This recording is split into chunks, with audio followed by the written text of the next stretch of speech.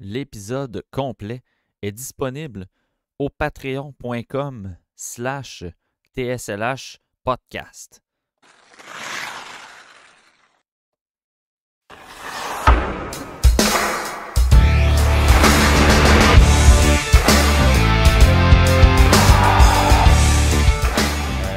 Premier sujet, Pascal, ben c'est très évident. Le Canadien de Montréal qui a connu un match dégueulasse contre les Rangers de New York. Mais bon, 50 minutes aux poubelles.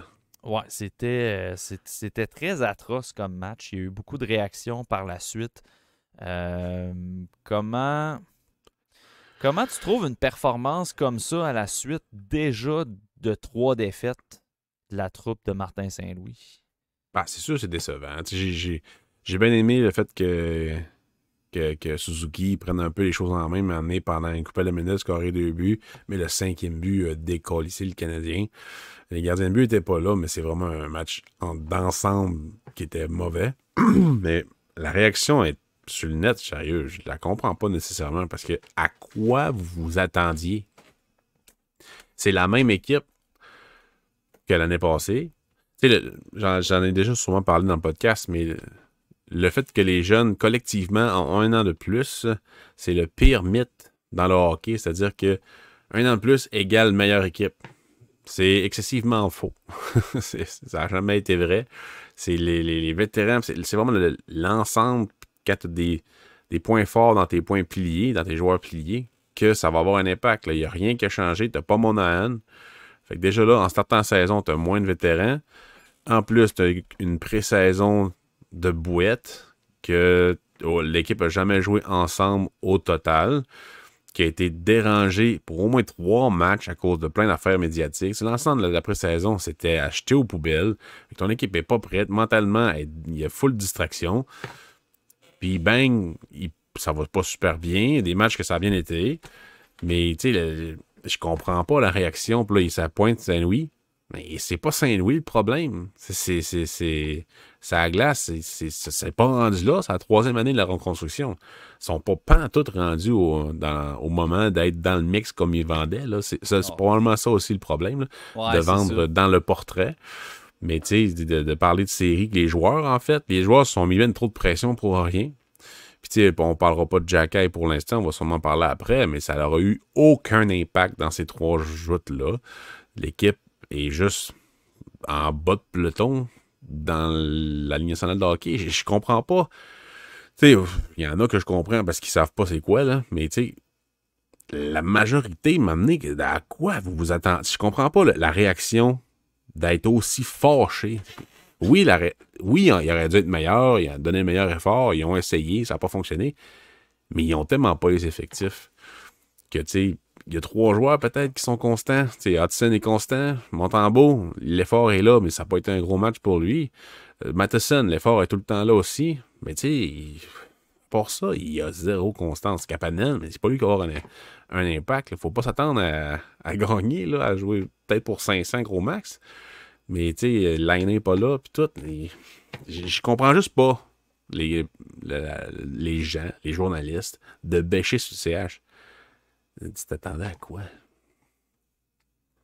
C'est justement ça le problème. Le fameux mix. Tu sais, au début de la saison, sur les ondes de boulevard, tu sais, déjà la saison n'était pas commencée encore, que je disais que j'étais écœuré de cette expression-là. Puis, tu sais, c'est comme si le Canadien se devait, en début de chaque saison, d'imposer des attentes avec une expression quelconque dans le mix. On veut continuer Why à not us? Why not us? Puis on arrive en série, tout se peut. Puis, tu sais, c'est ça, c'est tout le temps des attentes que là, c'est repris en boucle partout. On a parlé de hard coaching au début de l'année sans même savoir que c'était une expression de l'année passée, mais parce que ça a sorti dans le documentaire. Dans le preview. Sur Crave. Là. L'avez-vous écouté, le documentaire? C'était pas cette année, ça, c'est l'autre d'avant. C'est ça. Fait que là, tu sais, à un moment donné, là, quand on spin en boucle des affaires, là, le monde embarque dans les attentes, puis là, ben, on est déçu. C'est juste que, tu sais, dans la façon que le Canadien est sorti contre les Rangers, tu sais, moi, ce qui me faisait capoter, c'est qu'au début, tu sais, avant même que la game soit L'entraînement matinal n'était pas commencé, que le débat, c'était ben là, si Matt Rempe est là, on habitue Jacky. Puis moi, j'étais comme, hey, c'est les Rangers, là, c'est la meilleure équipe de la Ligue nationale présentement.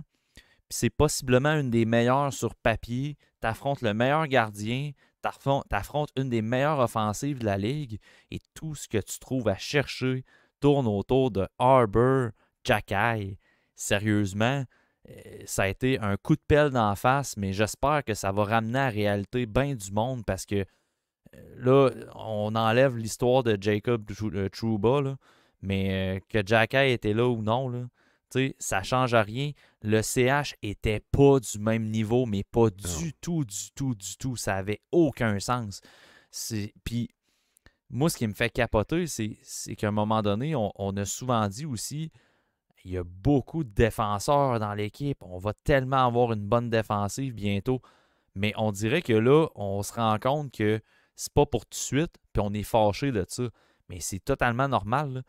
Le seul problème, c'est que dans le système, ce que je trouve, c'est pas une flèche envers Martin Saint-Louis. Moi, je trouve personnellement que le débat comme quoi qu'il doit démissionner ou qu'il doit être congédié, je trouve ça complètement ridicule. Ouais, c'est stupide.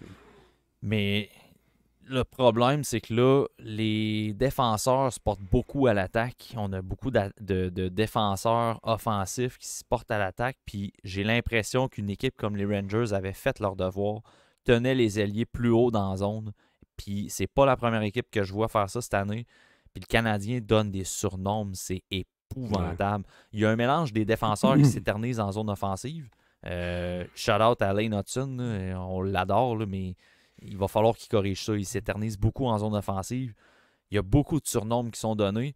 Puis quand ton défenseur défensif sur lequel tu t'appuies se nomme David, je ne bouge presque plus les hanches, Savard, ben, t'es dans la merde. Puis Samuel Montembeault, il est bon, c'est pas Carey Price. Il peut pas se dresser derrière une défensive aussi pitoyable que ça. Défensivement, je parle. Parce qu'il est là le problème, tu sais. Un jour, peut-être, le CH va avoir une bonne défensive. Défensivement, quand Goulet va être mature, quand Reinbacker va être prêt, c'est pas tout de suite, là. Puis là, on le voit, là. On le voit qu'il y en a des carences, puis ils sont majeures, là, les carences. Pilier, il n'y a pas de gros défenseurs qui stabilisent tout le monde puis qui fait en sorte que tout le monde est dans la bonne chaise. Il n'y a personne dans la bonne chaise. Goulet, c'est la première paire, il joue trop. Il se blesse beaucoup. En plus, il joue pas du bon bord. Oui, il est bon, Goulet, là, on voit qu'il est vraiment excellent, mais il peut pas prendre toute cette charge de travail-là. Puis on le voit, il se blesse tout le temps. Maintenant, en tout cas, à quoi vous vous attendiez? Je pense pas que j'étais un gars full intelligent qui se pense meilleur que tout le monde, ben, qui a joué midget 3A puis qui se pense meilleur. C'est pas ça pendant tout ça, là. J'ai pas joué tout midget 3A, j'ai jamais été entraîneur ou scout, mais il me semble que c'était évident. C'est ça depuis 3 ans. Le même alignement, avec les mêmes jeunes, avec beaucoup de jeunes, pas de vétérans, qui a vraiment du leadership puis du talent incroyable. Le mix est dégueulasse. Attendez-vous pas à une série ou être dans le mix nécessairement. Oui, ils vont jouer des games qui valent plus que l'année passée pendant un bout, mais maintenant, le peloton de tête va se séparer. Ça sera pas trop long. Là. Oui, mathématiquement, il va rester 12. Il faut qu'il y ait 12 points puis ils vont être dans les séries. Mais 12 points à une saison, c'est tough pareil à remonter. Là. En tout cas. Oui, l'année, ça va faire du bien en novembre, décembre, janvier, whatever, quand est-ce qu'il va venir, mais ça ne changera rien. Non, c'est encore un si. Et vous le savez. Là, c'est toujours des si. L'année, ça va sauver le club s'il en marque 40. À un moment donné. Quand tu regardes, puis je trouve la question bonne, là, Simon Limoges, il demande en commentaire, est-il temps de simplifier le système défensif avec une défensive de zone? Je suis pas en désaccord, visiblement, le man-to-man, ça marche pas. Ça marche quand tu t'appelles Lane Hudson parce que c'est son style de couverture en zone défensive. C'est le genre de gars qui va rester sur l'homme, qui va pas lâcher et tout ça. Mais je pense que de changer un système défensif en fonction d'un seul joueur, puis je sais pas, là. Je sais pas si Martin Saint-Louis a décidé de switcher en man-to-man en zone défensive parce que Lane Hudson joue comme ça. Non, mais ça a toujours été ça un peu, là. Mais ça marche pas, là. Clairement, ça marche pas, là. Tu regardes, tu sais, ton défenseur défensif dans l'équipe devrait être, mettons, Jalen Strouble. Puis malheureusement, je sais pas si sa blessure va pas l'incommode bien. encore, mais en début de saison, ça va vraiment pas bien. Après ça, tu as un Herbert Jacquet qui est censé être ton 6e, 7e défenseur. T'sais, présentement, c'est plate. Là. Il y en a qui vont être fâchés d'entendre ça, mais Herbert Jacquet, à part être un goon, il fait pas grand-chose à la glace. Là. Fait que, mais c'est le genre Il n'y de a pas de défenseur. progression, Jack. Il y a C'est zéro ça. progression. C'est ça qui est étonnant. C'est le genre de défenseur qui se devrait d'être difficile à jouer contre puis qui couvre bien sa défensive, puis c'est pas le cas. Mm. Après ça, qui t'a comme défenseur défensif? David Savard, à grosse limite. Matheson a toujours eu des carences en def. Mayu aussi. Hudson, pas qu'il est mauvais dans sa zone, je trouve qu'il est hargneux pour aller récupérer les rondelles, Il y a mais des il est limites. limité, c'est ça. C'est ça. Fait que, tu sais, puis là, ben Barron, il est beige un peu dans tous les aspects de la game. Là. Mm. Fait que, Il n'a pas un mauvais début de saison, mais il n'y a pas un excellent début de saison non plus. Il y a personne, en fait, il n'y a personne qui a vraiment un début de saison incroyable. T'sais, Hudson, oui, là, mais il ne fait rien de plus que ce qu'on connaît de lui. C'est juste qu'il est prêt à jouer dans ce niveau-là, mais il y a des affaires qu'il faut qu'il corrige. Moi, ça me dérange vraiment pas prêt à gagner. Fait que c'est le temps de faire des montées et de perdre la rondelle alors que tu es le dernier.